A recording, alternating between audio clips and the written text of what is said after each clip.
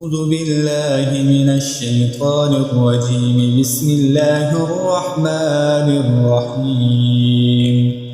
وواعدنا موسى 30 ليلة وأتممناها ب10 فتم ميقات ربه 40 ليلة. وقال موسى لأخيه هارون اخلفني في قومي وأصلح ولا تتبع سبيل المفسدين. ولما جاء موسى لميقاتنا وكلمه ربه قال رب أرني أنظر إليك قال لن تراني ولكن انظر إلى الجبل فإن استقر مكانه فسوف تراني. فلما تجلى ربه للجبل جعله دكا وخر موسى صعقا. فلما أفاق قال سبحانك تبت إليك وأنا أول المؤمنين. قال يا موسى إني اصطفيتك على الناس برسالاتي وبكلامي فخذ ما آتيتك وكن من الشاكرين. وكتبنا له في الألواح من كل شيء موعظة وتفصيلا لكل شيء فخذها بقوة وأمر قومك يأخذوا بأحسنها سأريكم دار الفاسقين. سأصرف عن آياتي الذين يتكبرون في الأرض بغير الحق وإن يروا كل آية لا يؤمنوا بها وإن يروا سبيل الرشد لا يتخذوه سبيلا وإن يروا سبيل الغي يتخذوه سبيلا ذلك بأنهم كذبوا بآياتنا وكانوا عنها غافلين. والذين كذبوا بآياتنا ولقاء الآخرة حبطت أعمالهم هل يجزون إلا ما كانوا يعملون. واتخذ قوم موسى من بعده من حليهم عجلا جسدا له خوار ألم يروا أنه لا يكلمهم ولا يهديهم سبيلا اتخذوا وكانوا ظالمين. ولما سقط في أيديهم ورأوا أنهم قد ضلوا قالوا لئن لم يرحمنا ربنا ويغفر لنا لنكونن من الخاسرين.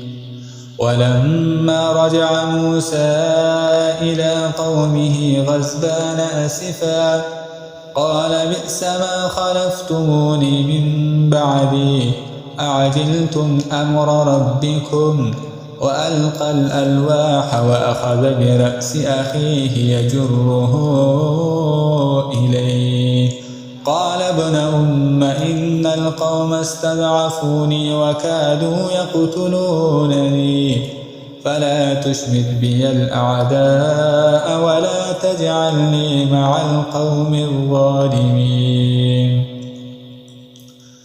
قال رب اغفر لي ولأخي وأدخلنا برحمتك وأنت أرحم الراحمين.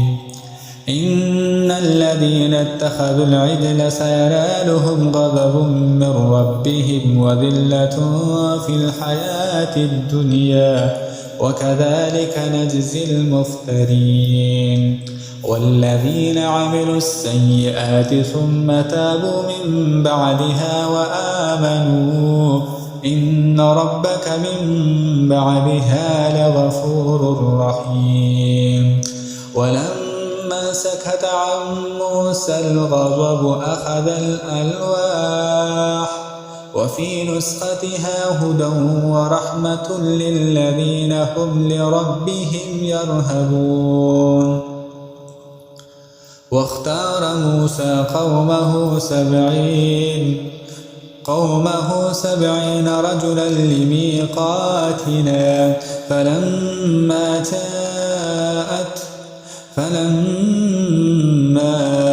أخذتهم الرجفة قال رب لو شئت أهلكتهم من قبل وإياي أتهلكنا بما فعل السفهاء منا إن هي إلا فتنتك تضل بها من تشاء وتهدي من تشاء أنت ولينا فاغفر لنا وارحمنا وأنت خير الغافرين.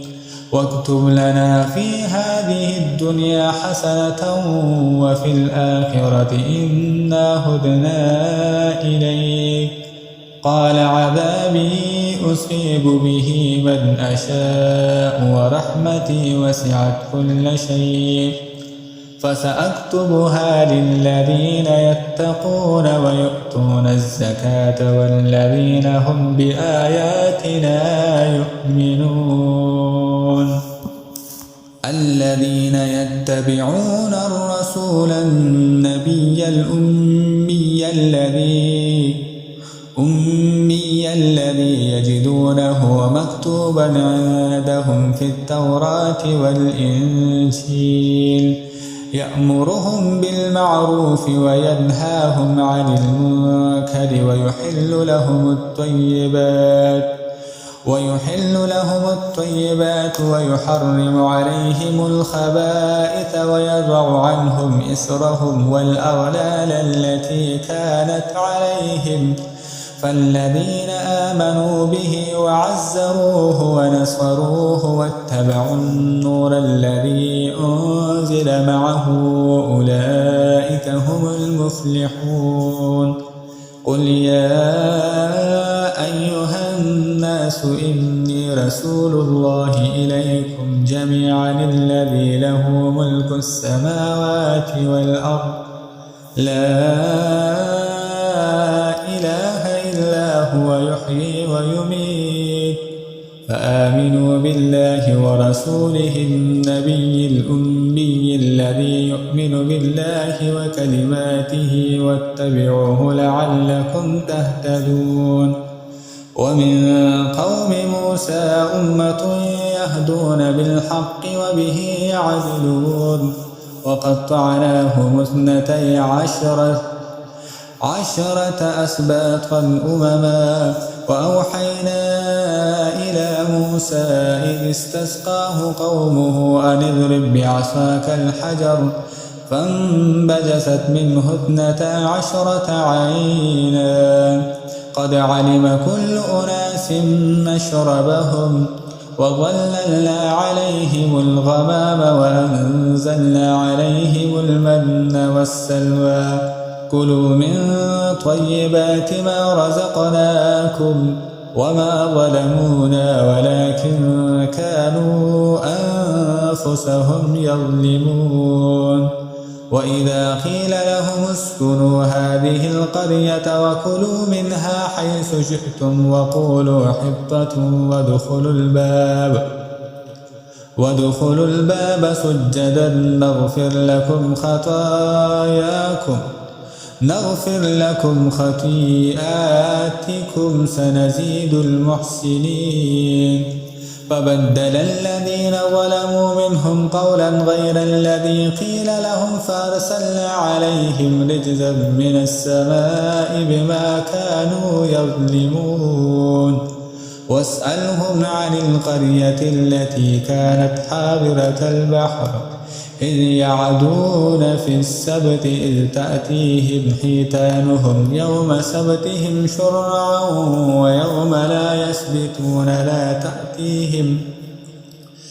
كذلك نبلوهم بما كانوا يفسقون وإذ قالت أمة منهم لم تعظون قوما الله مهلكهم أو معذبهم عذابا شديدا قالوا معذرة إلى ربكم ولعلهم يتقون فلما نسوا ما ذكروا به أنجينا الذين ينهون عن السوء وأخذنا